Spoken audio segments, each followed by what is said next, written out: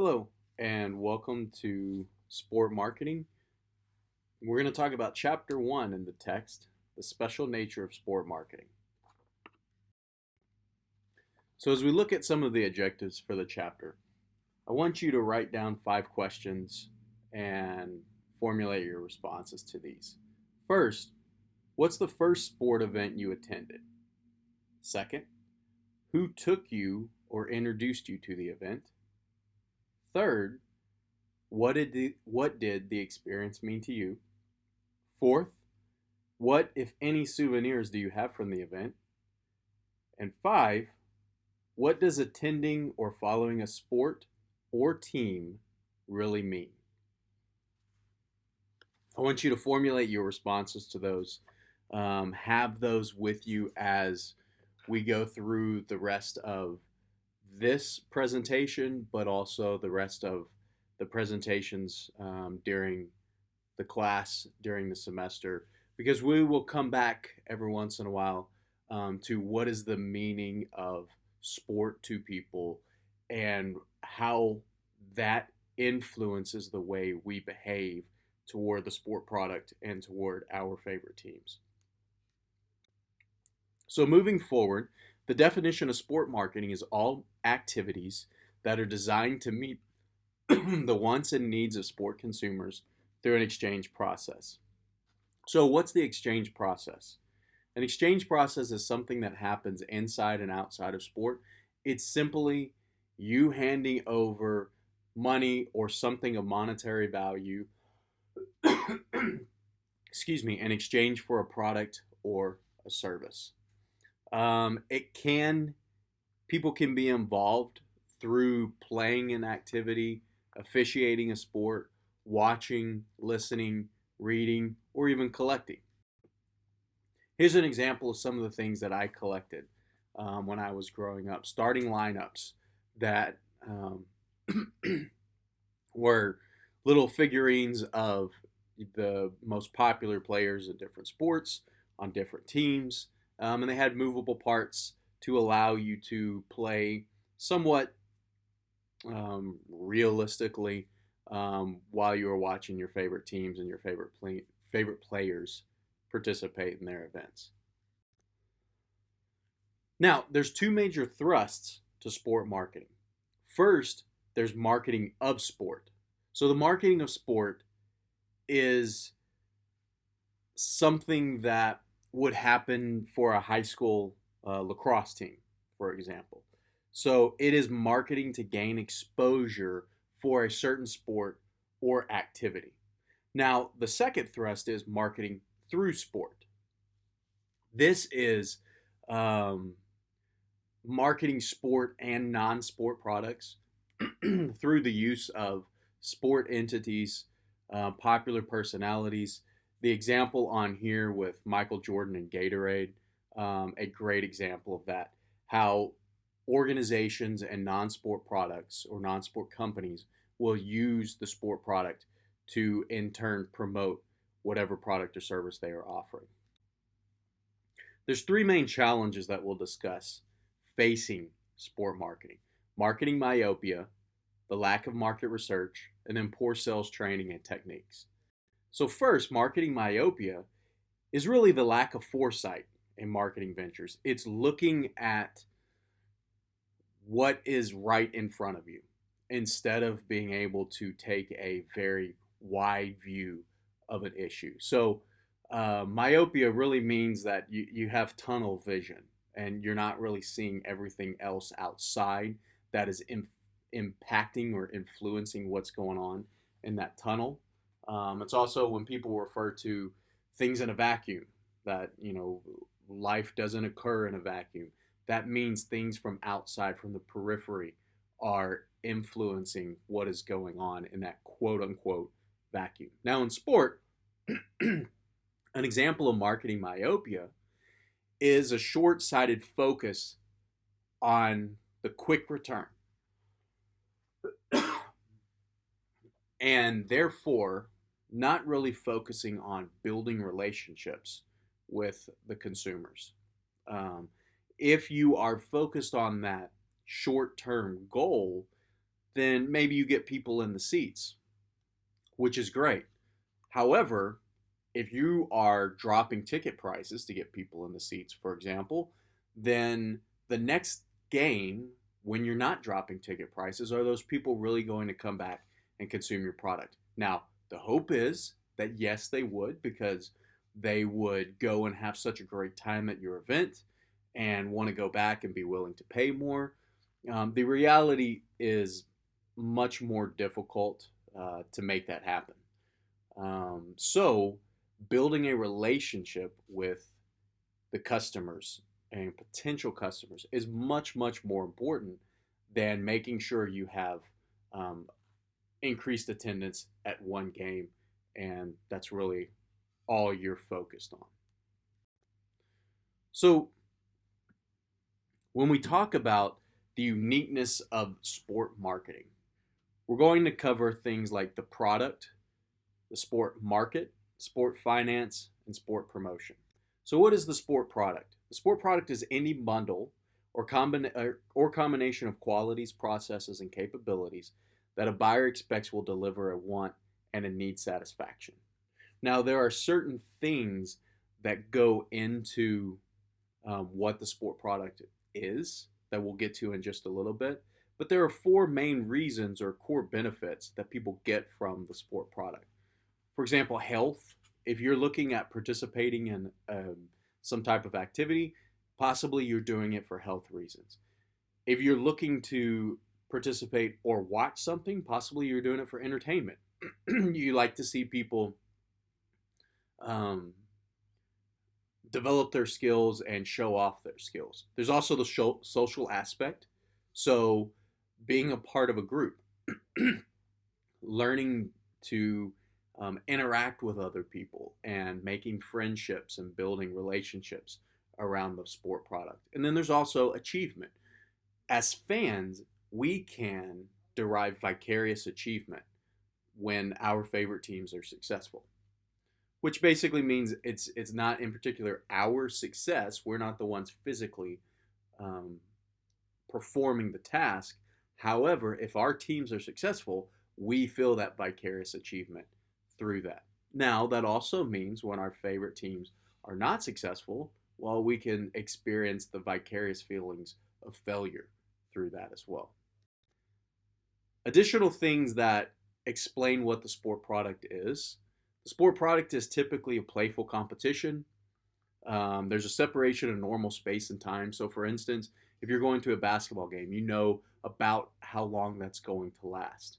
If you think about really one of the only sports that doesn't have a typical or normal time tied to it, possibly is baseball, where a game can last from 2.5 hours all the way up to 6 and 7 hours if it goes into extra innings. The sport product is regulated by special rules that typically people don't have to follow outside of the sport setting. Um, for example, in football, a play is completed when someone is tackled or a pass is dropped or someone impedes someone's progress.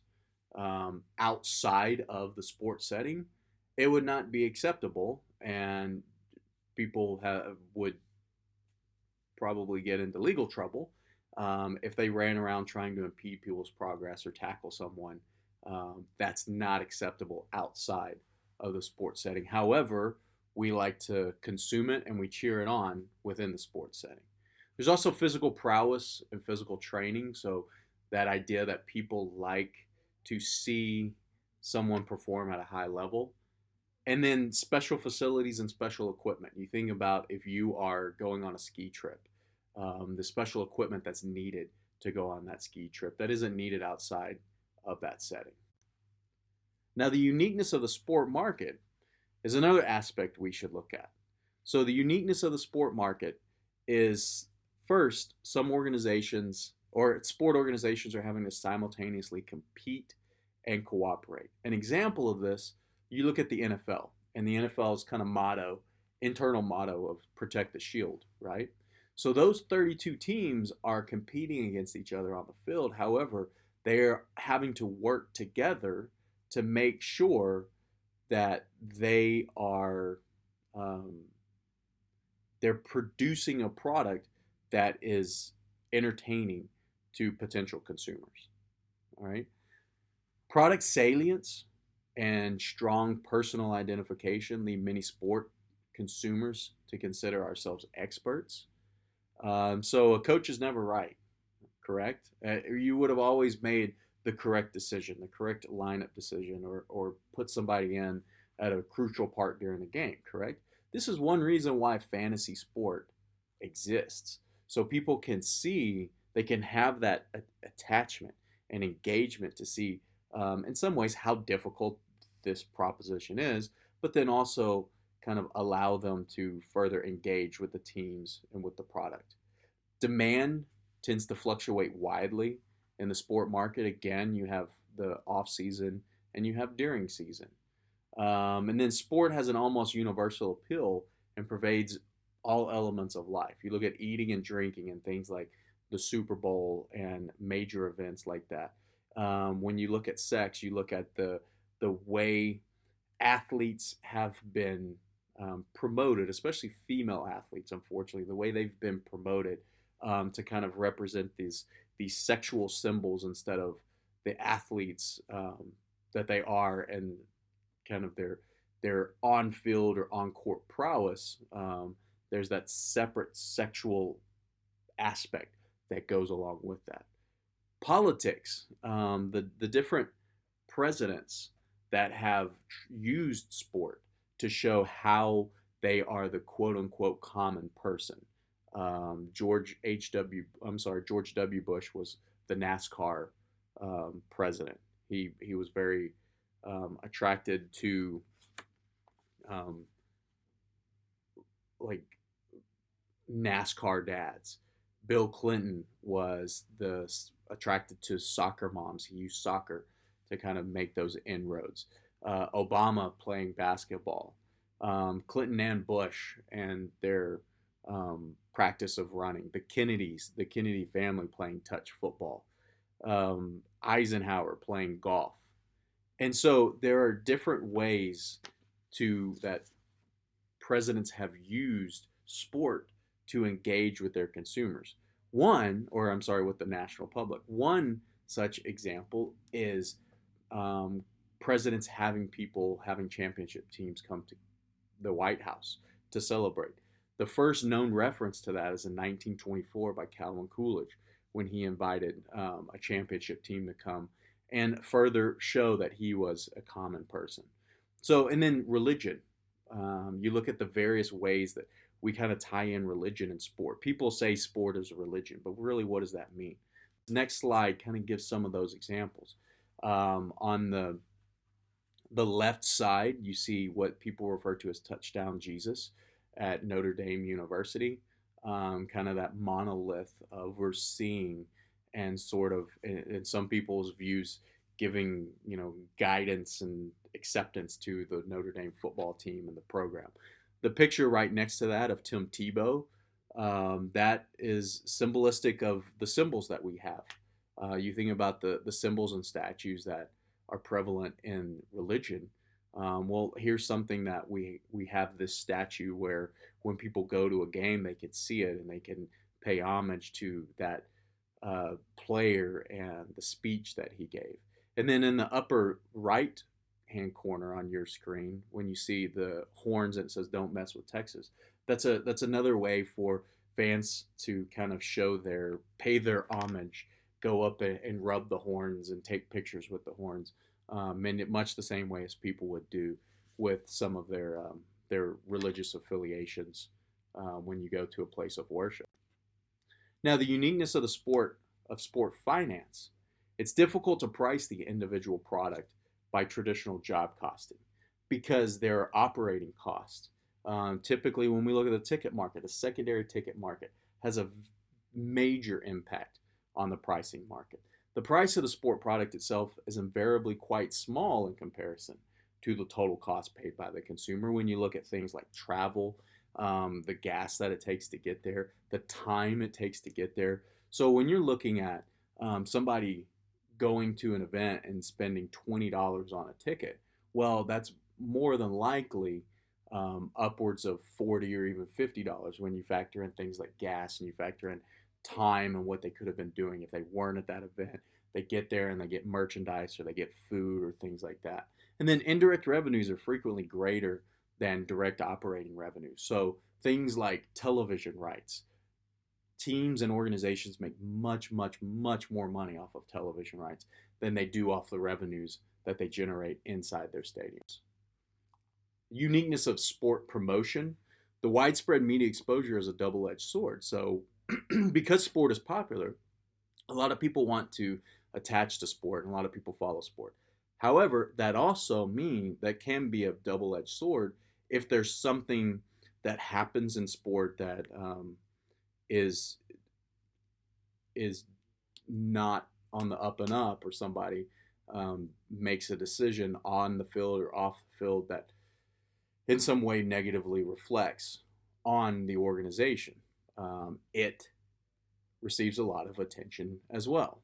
And then media and sponsors emphasize celebrities, and I would say our society does as well. What do? We celebrate these people for either their acting abilities or their athletic abilities, and we put them up on a pedestal. And then typically, what happens when a person's up on a pedestal, people start feeling bad about themselves, and we find some way to bring that person down to our level.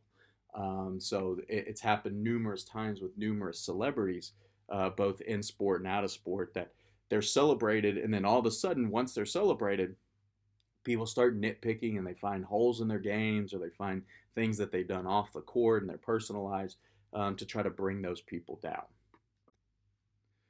Now, the primary marketing function in the sport industry for marketing is to provide a packaged events for spectators at the venue via mass media, providing facilities, equipment, and programming to players who then produce the game form, provide a packaged game or event for spectators, as well as the facilities, equipment, and programming for players that are needed, and then providing a general administrative support, control, and publicity over other sport organizations and people.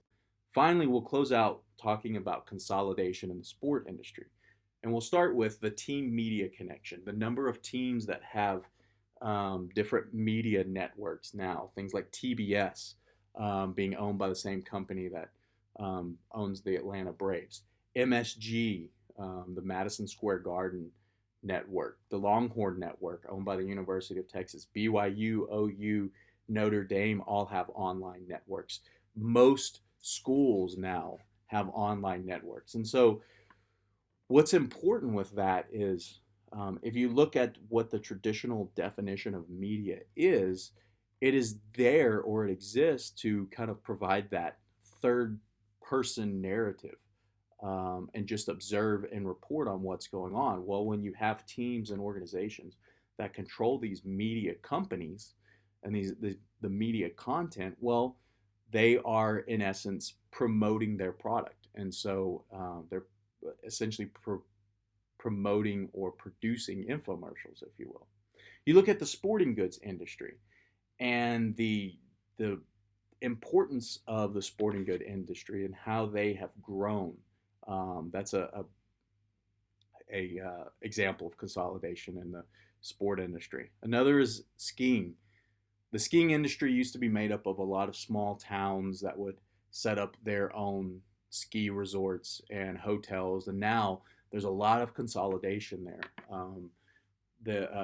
A lot of companies will now have a central location or a central office, and they'll control 7 or 8 or more of these smaller ski resorts around the country. And then you look at talent or events agencies, and it can be really good and also have some negative consequences. It's good from a player's perspective that they are now they have proper representation, so they're no longer being they're now being paid for their services, whereas in the past it was questionable if they were, to the extent that they were worth. However, that also means rising costs, right? You look at the number of coaches. who are now paid over $5 or $6 million or even $7 million, and the players' salaries, that is all based on the fact that if a player is not paid by a certain team or organization, they can leave and they can go somewhere else. What does that mean to the sport fan?